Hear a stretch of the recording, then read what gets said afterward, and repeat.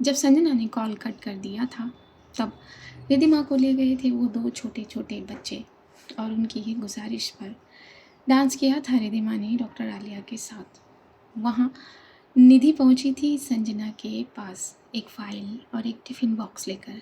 Tiffin box में था पोहा। पोहा ने ज़रा जगह बनाई थी अपनी संजना की चिन पर और उसको हटाने में ही ज़रा नज़दीकियाँ ले गए थे दोनों और नज़दीकियों में खिंच गए थे। तभी संजना ने ये खिंचाव तोड़ दिया था और घबराकर वो निधि से दूर हो गई थी। वहाँ रिधिमा को बिल्कुल अच्छा नहीं लग रहा था संजना के बगैर, और वो भी डॉक्टर आलिया के साथ डांस करना उसने अपनी ये ज़रा अरुचि जताई थी। लेकिन डॉक्टर आलिया ने कहा बच्चों का मन रखते हैं बस। इसी बात पर संजना ने फ़ोन भी किया था रिधिमा को, बट एक छोटे शरारती बच्चे ने जो दूर रख दिया था रिधिमा का फ़ोन, उसे मिला नहीं था। जब रिधिमा टहलने लगी थी आलिया के साथ तो फिर आया था संजना का कॉल और आकर सिर्फ उसने मिस ब्राउन आइज पुकारा था और फ़ोन को कट कर दिया था। रिधिमा डॉक्टर आलिया से एक्सक्यूज़ लेकर अपने कमरे में गई थी और संजना ने फ़ोन को छोड़कर जरा खिड़की का छोर पकड़ा था। बस यही रिकैप था। आइए आगे चलते हैं। संजना अपना फ़ोन अपने हाथ में भींचे खिड़की पर आ गई थी। उस बंधे हुए फ़ोन ने ज़रा मचलाहट ली थी उसके हाथ में। वो फिर बज पड़ा था। हाँ, रिधिमा का ही फ़ोन था। संजना ने फट से फ़ोन रिसीव करके कान पे लगा लिया था। सहज ये क्या हरकत है? हाँ, मैं कब से आपको कॉल कर रही हूँ, मैसेज कर रही हूँ, क्या हुआ? हाँ, क्या हुआ है? इस ब्राउन आइज, मुझे आपके पास आना है अभी। क्या? हाँ, मैं अभी आपके पास आ रही हूँ। आप मुझे अपनी लोकेशन सेंड करो। बस मैं अभी आपके पास आ रही हूँ। ये कहते हुए संजना ज़रा पीछे मुड़ी थी और दरवाजे की तरफ बढ़ने लगी थी। दरवाजे के पास उसके शूज़ रखे हुए थे। वो उन्हें अपने पैरों में डालने लगी थी। रुक जाओ सांझ, स्टॉप इट। नहीं, मुझे आपके पास आना है। मुझे बेचैनी हो रही है। Miss brown eyes please. सांझ, मैंने कहा ना, शांत हो जाओ। पहले बेड पे बैठो। मुझे पता है आप शूज़ पहन रही होंगी। बेड पर बैठो प्लीज़, मैं आपसे रिक्वेस्ट कर रही हूँ। रिधिमा ने ये कहते हुए अपने कंधे की जो शॉल थी वो ज़रा नीचे रख दी थी। संजना लंबी लंबी सांसें भर रही थी। सांझ, आप मुझे फ़िक्र में डाल रहे हो। क्या हुआ है? बोलो, इतनी लंबी लंबी सांस क्यों ले रहा है मेरा टेडी? क्या हुआ है? हाँ मिस ब्राउन आइज, मुझे आपके पास आना है। प्लीज़ बोल दो ना आने के लिए। प्लीज़, मेरा दिल बेचैन हो रहा है। लेकिन हुआ क्या है? दिल बेचैन क्यों हो रहा है? मैं एक ही बात बार बार कब तक पूछूं? हाँ, ओके, वीडियो कॉल करो। मिस ब्राउन आइज, सांझ, कम ऑन। अपनी सांसों को काबू करते हुए संजना ने वीडियो कॉल का ऑप्शन जो है वो प्रेस कर दिया था और ऑप्शन ऑन होते ही रिधिमा ने संजना का चेहरा अपने फ़ोन पर पाया था। क्या हुआ है? इतनी बेचैनी क्यों है चेहरे पे? हाँ, कोई बात हुई है? हॉस्पिटल में कुछ हुआ है? किसी ने कुछ कहा? कोई केस बिगड़ा हुआ है? बोलो ना सांझ। हाँ, आप मुझे परेशान कर रहे हो। रिधिमा ने उसके चेहरे की हर एक रंगत देखकर कहा था। संजना ने धीरे से अपनी पलकों को उठाया था और रिधिमा की आंखों में देखने लगी थी। सब ठीक है, बस मुझे आपके पास आना है। एक छोटे से बच्चे की तरह चेहरा बनाया था संजना ने अपना कि ठीक है, लेकिन अभी इस वक्त नहीं, सेफ नहीं है। मैं कल सुबह आ रही हूँ ना। इस ब्राउन सुबह होने में बहुत देरी है। सांझ, मैं क्या समझाती रहती हूँ आपको? प्लीज़ मेरी बात को मानो। हाँ, जब कुछ हुआ नहीं है तो ये बेचैनी क्यों? पता नहीं, मुझे डर लग रहा है। किस चीज़ के लिए डर लग रहा है? रिधिमा ने भौं से कोड़ कर पूछा। ऐसे कि मैं आपसे दूर हो जाऊंगी miss brown eyes. Almost Sanjana की आंखें भर आई थी। बस पानी निकलने की देर थी। क्या? ऐसा नहीं होगा। हाँ, और ऐसा क्यों होगा? हम्म? डैडी, ऐसा कुछ नहीं होगा। मेरी तरफ देखो, देखो मेरी आंखों में। क्या ऐसा होने के कोई चांसेस लगते हैं? रिधिमा कुछ चीज़ों से अनजान अपनी बातें कह रही थी। नहीं नहीं मिस प्रोलाइज, आपसे मुझे कोई अलग नहीं कर सकता, कोई भी नहीं। लेकिन फिर भी मेरा दिल बेचैन है। अच्छा ठीक है, मुझे देखिए। इधर देखो ना डैडी। हम्म, हम्म। संजना ने अब अपना पूरा रुख अपने फ़ोन के कैमरे के आगे किया था। अच्छा, अब अपने सीधे हाथ को दिल पे रखो। मतलब सवाल नहीं, जो कहती हूँ वो करो। अपने हाथ को दिल पे रखो एंड क्लोज योर आइज। सिर्फ मेरी आवाज़ सुनना। एक लंबी सांस लेकर संजना ने अपनी आंखें बंद की और अपने सीधे हाथ को अपने दिल पर रख दिया। नाउ ये सोचो कि मैं आपके सामने हूँ, बिल्कुल सामने। या फिर आपकी गोद में। हाँ, संजना ने धीरे से कहा, और मेरा हाथ मेरे डैडी के दिल पर है। अब वो जो तेज तेज धड़कनें ले रहा है, उसकी धड़कनें स्लो होने लगी, हमेशा की तरह, जैसे मेरे करीब आने पर होती है ना। हाँ मिस ब्राउन आइज, होती है। सच में संजना की बेचैनी डाउन आने लगी थी बस। और अब मेरे होठों को अपने दिल पर महसूस करो। रिधिमा ने एक किस दिया था, सिर्फ सुनाई दिया था संजना के कानों को। अब ये सोचो मेरा डैडी कि मेरे होंठ आपके इन गालों पर है। रिधिमा ने यहाँ भी किस किया। जैसे जैसे वो किस कर रही थी, वैसे वैसे संजना की वो घबराहट कम हो रही थी। वो बेचैनी वापस सामान्य रेखा की तरफ बढ़ने लगी थी, गिरने लगी थी। अब मेरे डैडी की जो ये आंखें हैं, इन पर मेरे होठों को महसूस करो। वहाँ भी रिधिमा ने किस किया। संजना के फोरहेड पर रिधिमा ने किस किया, जो उसे बाखूबी महसूस हुआ। अब कैसा लग रहा है? फैबुलस। बस, या और कुछ? हाँ, सब कुछ चाहिए। तो उसके लिए मेरे डैडी को थोड़ा सा इंतज़ार करना पड़ेगा, बस थोड़ा सा। ये रात बीत जाए, उसके बाद मैं हॉस्पिटल आ जाऊंगी। हाँ, but miss brown eyes, Ridhima ने पूछा।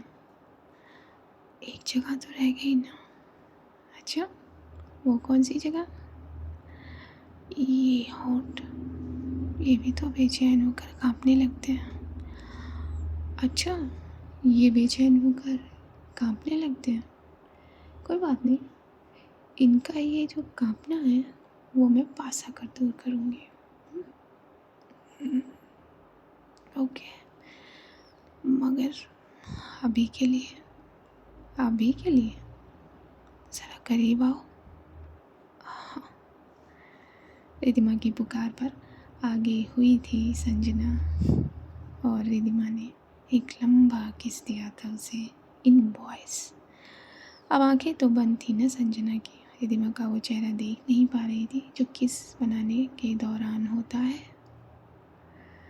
बस उस लंबे किस के स्वर ने संजना के दिल को चैन दे दिया, सुकून दे दिया। अब कैसा लग रहा है मेरे डैडी को? रिधिमा की आवाज़ ज़रा फंसने लगी थी। बहुत अच्छा, thank you miss brown eyes. नहीं, थैंक यू की कोई ज़रूरत नहीं है। जितना भी मैंने दिया है वो मैं ब्याज सहित वापस ले लूँगी। रिधिमा की इस बात पर मुस्कुराए थे संजना के वो घबराते हुए लब। अब संजना ने धीरे से अपनी आँखों को खोला था और अपने फ़ोन के आगे ही वो लेट गई थी अपने बेड पर। लेटते हुए उसने अपने मिस ब्राउन आइज़ के चेहरे को देखा था। Miss brown eyes? हाँ, ये डॉक्टर आलिया कहाँ है? डॉक्टर आलिया? वो तो अपने कमरे में है। रिधिमा ने कितनी बेफिक्री से अपनी बात कह दी थी। अच्छा, तो क्या डॉक्टर आलिया रीज़न है इस बेचैनी का? नहीं, तो फिर आज मेरा टेडी इतना बेचैन कैसे हो गया? ये बेचैनी थामना मैंने सिखाया था ना। उसके बाद भी? रिधिमा ने पूछा। नहीं मिस ब्राउन आइज़, वो मैं। तभी संजना को वो पल याद आया। उसकी आंखों ने फ्लैशबैक लिया, ज़रा से पिछले पलों का, निधि के करीब आने का, निधि के होठों के उसके होंठ के करीब आने का। और फिर से संजना के भाव बदलने लगे। ठीक है, ओके, ज़्यादा मत सोचो, बाद में बता देना जब मैं पास रहूँ, सामने रहूँ। हाँ। और मेरे टेडी ने आज पूरा दिन क्या किया? पूरा दिन काम किया, बहुत काम। और काम के अलावा कुछ नहीं किया? नहीं मिस ब्राउन आइज़, काम के अलावा तो मैंने कुछ भी नहीं किया। और गुस्सा किसने किया? मैंने? रिधिमा की बात पर थोड़ा सा शर्माई थी संजना।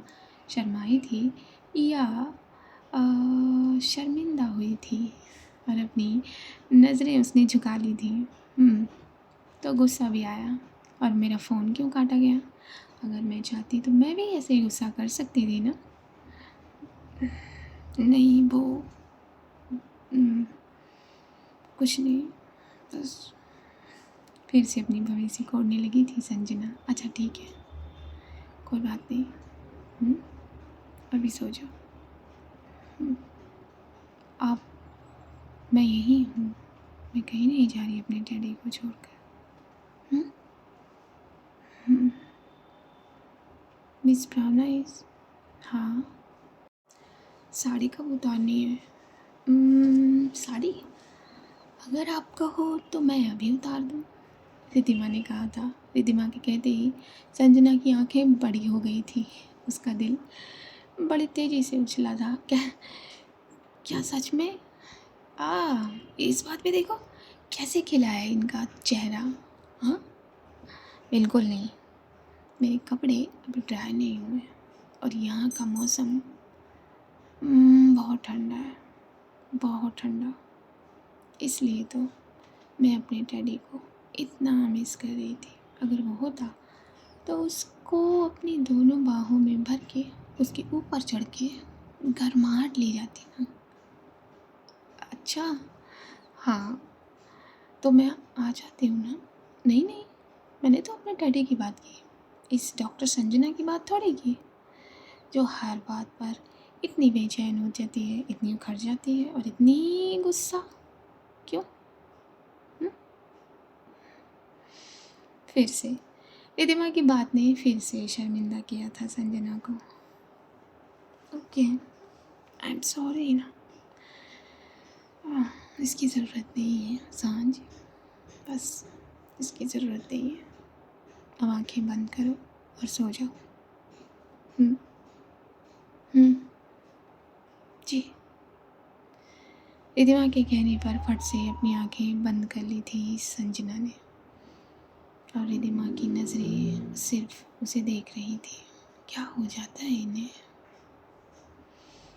इतनी सिंसियर काम करने वाली डॉक्टर छोटी सी बात पे इतना क्यों ट्रिगर हो जाती है? आई एम श्योर आलिया का हाथ मेरे कंधे पर देखा होगा या उनकी आवाज़ सुन ली होगी। That's why. क्या करूँ मैं अपने डैडी का, क्या करूँ? ये कहते हुए अपनी ही बाह पर अपनी चिन घसा ली थी रिद्धिमा ने और वो फ़ोन को देखने लगी थी। तभी ऊपर से एक नोटिफिकेशन गिरा था किसी की कॉल के आने का। रिद्धिमा ने वो फ़ोन कट के उस कॉल को रिसीव किया और वो कॉल किसी और का नहीं, नेहा का था। रिट्स, तू कहाँ है? नहीं हूँ, मैं यहीं हूँ ना, और कहाँ जाऊँगी? अच्छा, क्या कर रही है और तू वापस कब आएगी? कल सुबह। कल सुबह मैं वापस आ जाऊँगी। क्यों, क्या हुआ?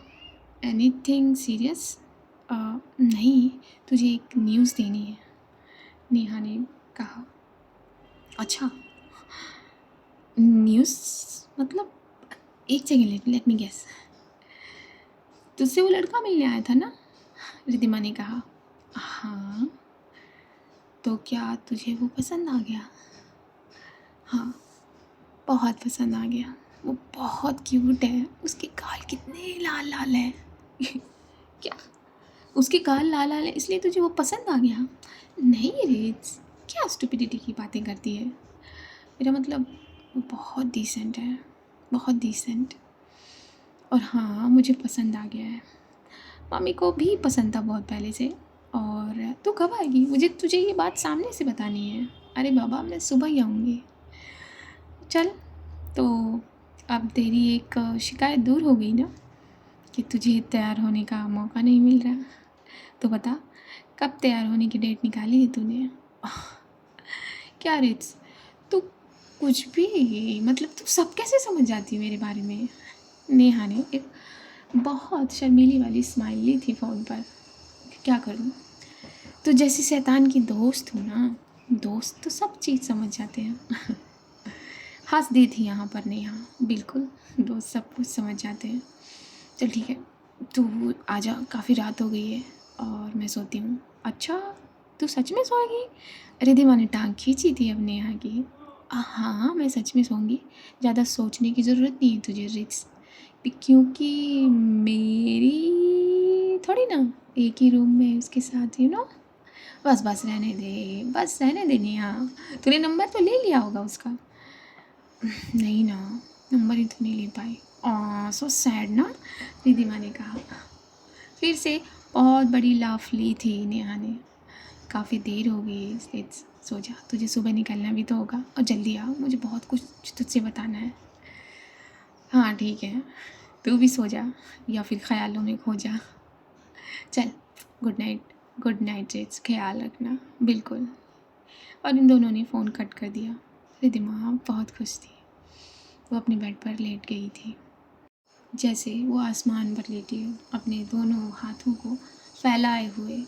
उसकी साड़ी का पल्लू था ही नहीं उसके जिस्म पर, उसकी चेस्ट पर सिर्फ ब्लाउज़ था।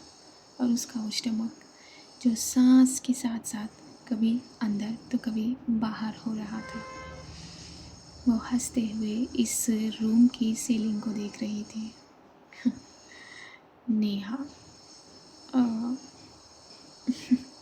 नेहा का नाम लेकर वो हंस रही थी, खुश हो रही थी। और वहीं उसको संजना की बातें भी याद आ रही थी। उसकी वो स्टुपिडिटी, शरारतें या कुछ भी नादानी, सब याद आ रहा था। कितने अलग अलग है ना ये प्यार के पहलू। किसी को किस में सुकून मिलता है तो किसी को किस में, बस सुकून मिलने की देर है।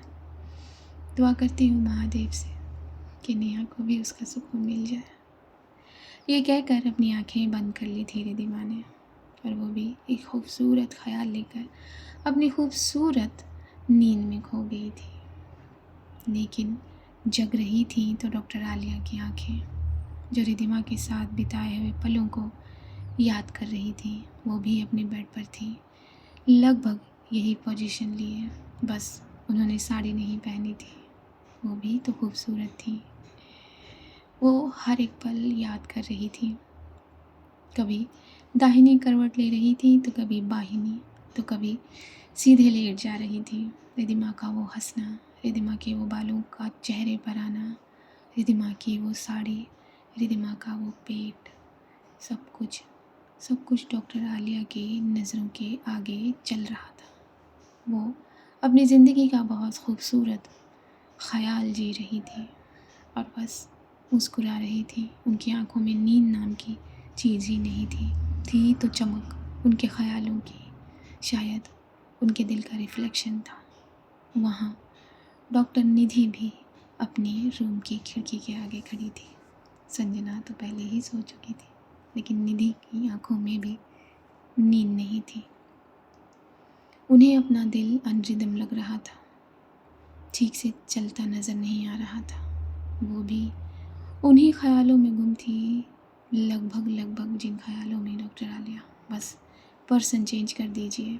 संजना का वो पहली बार उनसे मिलना, उनसे हाथ मिलाना, उनके बनाए खाने को उनके सामने इस तरह बच्चों की तरह खाना, और वो पोहे का एक दिन का वो नज़दीकी जो अभी अभी वो जी कर आई थी। जब वो नज़दीकी याद कर रही थी, उनका दिल जैसे बाहर आने के लिए मांग रहा था और वो इस ख्याल से खुश हो रही थी। उनके चेहरे पर भी इस मोहब्बत ने अपना रंग चढ़ाना शुरू कर दिया था और अपनी जगी आँखों से सिर्फ खिड़की के बाहर देख रही थी। इनके जगने से तो कुछ होगा नहीं, वक्त का वो तो आगे जाएगा ही। तो वक्त ने पहर बदला था। सुबह की किरण अब इस धरती पर पड़ चुकी थी। रिधिमा और डॉक्टर आलिया अब हॉस्पिटल के लिए निकले थे, सभी बच्चों के साथ एक बहुत बड़ा ग्रुप हग लेकर। रिधिमा आकर काका के काकी के पैर छू गई थी और जाकर गाड़ी में बैठ गई थी। ये सब दूर से अपने सीने पर दोनों हाथों को बांधे डॉक्टर आलिया देख रही थी। क्या है इस लड़की में, क्या जो सब इसके हो जाते हैं। मैग्नेटिक है, फील्ड है मैग्नेटिक इसके अगल बगल, और कुछ नहीं। अपनी ही बात पर मुस्कुराती नज़र आई थी डॉक्टर आलिया, हंस रही थी। उनका दिल नाच रहा था जैसे। वो भी जाकर अपनी ड्राइविंग सीट पर बैठी थी और अपनी स्टीयरिंग को घुमा दिया था हॉस्पिटल की तरफ। रिधिमा को जल्दी थी जाने की हॉस्पिटल, उस शहर में जल्दी थी जहाँ उसकी डैडी थी। निकिता अब हॉस्पिटल में वापस आ गई थी और वो सीधा पहुंची थी डॉक्टर मेहता के पास अपनी ड्यूटी का ऑर्डर लेने के लिए। लेकिन डॉक्टर मेहता ने साफ साफ नकार दिया था। उन्हें ये ऑर्डर दिया था कि वो 3 वीक तक अपने कमरे में ही रहें और अपनी बॉडी में होने वाले चेंज को एक कागज़ पर नोट करें। इन शॉर्ट ऑब्ज़र्व करें कि क्या क्या ठीक हो जाने के बाद क्या क्या चेंजेस आते हैं बॉडी में, बॉडी के सेल्स किस तरह रिएक्ट करते हैं, डीएनए पर क्या असर पड़ता है, और जो भी मॉलिक्यूल्स हमारी एंटीबॉडीज़ ने बनाए हैं वो किस तरह काम करते हैं। क्योंकि कोविड से पार हुए लोगों में ये भी पाया जा रहा था कि उनकी जो एंटीबॉडीज़ हैं वो उनकी बॉडी के ख़िलाफ़ ही खड़ी हो गई हैं। ये बहुत लंबा प्रोसीजर है, बहुत लंबा इसका आर्टिकल है, ये बाद में समझिएगा। Back to the story. तो साफ साफ डॉक्टर मेहता ने मना कर दिया था और डॉक्टर निकिता ने उनकी बात को माना था। वो वापस चली गई थी। डॉक्टर आलिया और रिधिमा अब हॉस्पिटल पहुंच गए थे। हॉस्पिटल जाते ही उन्हें अपनी अपनी ड्यूटीज़ मिल गई थी। एक केस था जो डॉक्टर आलिया का था और एक केस में सर्जन को असिस्ट करना था रिधिमा को। तो ये लोग अपने अपने काम पर चले गए थे। वहाँ संजना भी उठकर अपने काम पर गई थी, अपने मन में थोड़ी सी विडम्बना लिए। संजना ने निधि के सामने ऐसे रिएक्ट किया कि कुछ हुआ ही नहीं था, जिससे निधि थोड़ा सा हैरान थी। लेकिन उसने भी अभी ज़्यादा जोर अपनी ड्यूटीज़ पर देना चाहा और ये दोनों भी ड्यूटीज़ पर लग गए। वहाँ रिधिमा की जो वो सर्जरी थी वो ख़त्म हो चुकी थी। डॉक्टर आलिया ने भी अपना ऑपरेशन कंप्लीट कर लिया था और थोड़े से रसिस के अंदर ये लोग कुछ चाय या कॉफ़ी पीने कैंटीन की तरफ बढ़े थे। रिधिमा एक टेबल पर बैठी थी जहाँ बाकी लोग भी थे, नर्सेस और वार्ड बॉय, मेल नर्स, सभी। थोड़ा सा टाइम मिला था सबको, तभी नेहा इन सब की तरफ अपनी जल्दी जल्दी कदमों के साथ बढ़ी थी और आते ही उसने रिद्धिमा को गले लगा लिया था। ये सब हो ही रहा था कि डॉक्टर आलिया भी अपने कदम यहीं खींच लाई थी और दूर खड़ी हो गई थी सिर्फ रिद्धिमा का व्यू देखने के लिए। सबने वहाँ नेहा से सवाल ही कर लिया, वाह क्या बात है, तेरा चेहरा तो सूरज जैसा चमक रहा है। अरे उसका नाम भी तो सूरज ही है ना, बता बता क्या हुआ। रिद्धिमा ने पूछा। क्या हुआ, तुझे बताया तो था मैंने। नेहा ने कहा, हाँ हाँ बताया था, बाकी कुछ और बताने वाली थी ना। हाँ मेरी इंगेजमेंट है आफ्टर 2 days, तो यहाँ मैं तुम सबको इनवाइट करने आई हूँ और डॉक्टर मेहता से 2 दिन की छुट्टी लेने आई हूँ। तेरा दिमाग खिसक गया है क्या, उनमें से एक ने कहा। क्यों, मेरा दिमाग क्यों खिसकेगा भाई, तुझसे शादी नहीं की मैंने इसलिए मेरा दिमाग खिसक गया है, नेहा ने उस लड़के से कहा था। अरे नहीं, तुझसे शादी करके क्या मुझे अपना स्वर्ग बिगाड़ना है, उस लड़के ने अपनी टोपी को ज़रा सही करते हुए कहा। क्या मतलब है तेरा। अरे मेरा मतलब ये पागल लड़की, इस पैंडमिक में तू हमें पार्टी में बुला रही है। अरे अब तो थोड़ा बहुत तो ढील दे दी है ना गवर्नमेंट ने, और वैसे भी हमें तो घर में ही करना है ना, तुम लोग घर में ही आओगे, डोंट वरी। अपना अपना ये कार्ड किस काम आएगा, दिखा देना डॉक्टर इन सब ऑफिसर्स को। हाँ हाँ ठीक है हम पहुँच जाएंगे, वैसे भी हमें पार्टी चाहिए, थोड़ा सा तो रिफ्रेशमेंट मिलेगा, इनमें से किसी एक ने कहा। इन सब की बातें सुनकर दूर डॉक्टर आलिया बस मुस्कुरा रही थी। हाँ बिल्कुल सही कह रहे हैं सब, मुझे कुछ कहने की ज़रूरत कहाँ है ना। रिद्धिमा ने नेहा की तरफ देख कर कहा, नहीं नहीं सबसे ज़्यादा तो तुझे ही ज़रूरत है ना। अच्छा ये बता, लोनावला का कैसा रहा। बहुत अच्छा, बेस्ट। वाह सही है, कुछ हुआ क्या। Shut up Neha. अरे यार हाँ मैं तो भूल गई थी, संजना तो थी नहीं वहाँ, तो होगा कैसे। ये बात नेहा ने ज़रा धीरे से कही जो किसी ने नहीं सुनी सिवाय रिद्धिमा के। रिद्धिमा ने मुस्कुराते हुए हल्के से एक मारा था नेहा को। अरे तू मुझे क्यों मारी, देख उसका नाम लेते ही तेरे गाल लाल हो जाते। अच्छा तुझे तो मैं बताऊँगी। रिद्धिमा मुड़ी थी नेहा की तरफ। तेरे भी गाल लाल होंगे बेटा जब सूरज तेरे गालों पर पड़ेगा। क्या बात कर रही है, हाँ हाँ तू देखती जा। अच्छा सुन ना, हाँ बोल, नेहा ने कहा। मैं सोच रही हूँ डॉक्टर संजना को भी इनविटेशन दे दूँ। हाँ तो दे देना, किसने रोका है। रिद्धिमा ने चाय का सिप लेते हुए कहा।